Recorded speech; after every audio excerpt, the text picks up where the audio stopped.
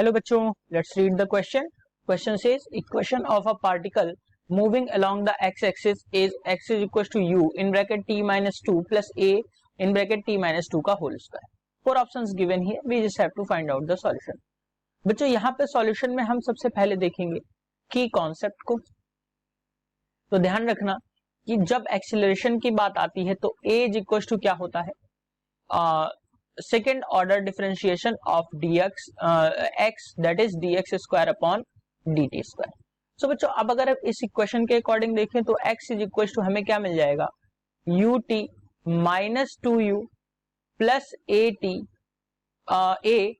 t minus 2 का whole square. अब बच्चों अगर हम इसको dx अपॉन dt निकालें, इसके लिए अगर हम पहले dx अपॉन dt निकालें तो हमें क्या मिल जाएगा बच्चों, dx अपॉन dt जो मिलेगा वो मिल जाएगा u, ये टर्म हो जाएगा 0 प्लस यहां से जो हमें मिलेगा वो आपको मिल जाएगा 2a और t माइनस 2, ये हमें इस तरीके से मिल जाएगा.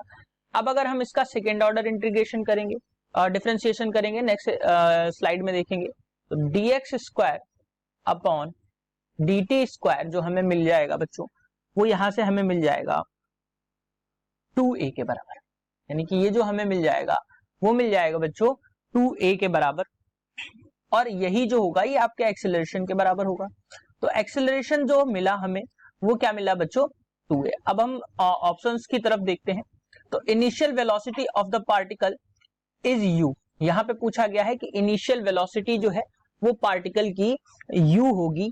सो अगर हम यहां से देखें, अगर हम क्या करें बच्चों, इनिशियल वेलोसिटी यानी कि v की वैल्यू जो होगी वो 0 होगी, और वो कब होगी जो v की वैल्यू अगर हमें 0 फाइंड आउट करनी है, यानी कि इनिशियल वेलोसिटी जो हमें 0 देखनी है, तो हम इस इक्वेशन में क्या करेंगे बच्चों, t की जगह 0 रख देंगे. तो जब हम 0 रखेंगे बच्चों, आप यहाँ पे भी पुट कर सकते हैं 0, तो जब आप यहाँ पे 0 रखेंगे तो यहाँ से v की वैल्यू जो आ जाएगी u माइनस 4a के बराबर, यानी कि जो इनिशियल वेलोसिटी है वो 0 हमें नहीं मिल रही है. सो ऑप्शन 1 जो है वो यहाँ पे आके गलत हो जाता है. उसके बाद एक्सीलरेशन ऑफ पार्टिकल जो है वो a आया है, तो ऐसा बिल्कुल भी नहीं हमने निकाला है, तो 2a आया, यानी कि सेकंड ऑप्शन भी गलत हो जाता है, थर्ड ऑप्शन जो है वो आपका सही हो जाता है.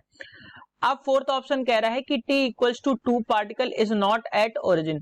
अगर हम बच्चों यहाँ से t की वैल्यू 0 रखें तो कह रहा है कि पार्टिकल जो है ओरिजिन पे नहीं है, यानी कि अगर हम देखें इस इक्वेशन को तो t की वैल्यू अगर हम 0 रखें तो x एट 0, तो ये हमें क्या मिल जाएगा बच्चों, जो कि पीछे गिवन है, ये हमें क्या मिल जाएगा, ये अगर हम रखेंगे 2 तो ये टर्म जो है आपका 0 हो जाएगा. यहां से अगर हम देखें तो ये टर्म भी आपका क्या हो जाएगा बच्चों, 0 हो जाएगा. सो यहां से अगर हम देखें तो x के टर्म में हमें क्या मिल रहा है, जो 0 मिल रहा है, यानी कि पार्टिकल जो है वो कहां पे है, ओरिजिन पे है. अब यहाँ पे कह रहा है इज नॉट एट ओरिजिन, तो हमें मिला है ओरिजिन पे, तो ये भी ऑप्शन यहाँ से गलत हो जाता है. So option 3 is the correct answer for this question. Hope you understood it well. Best of luck.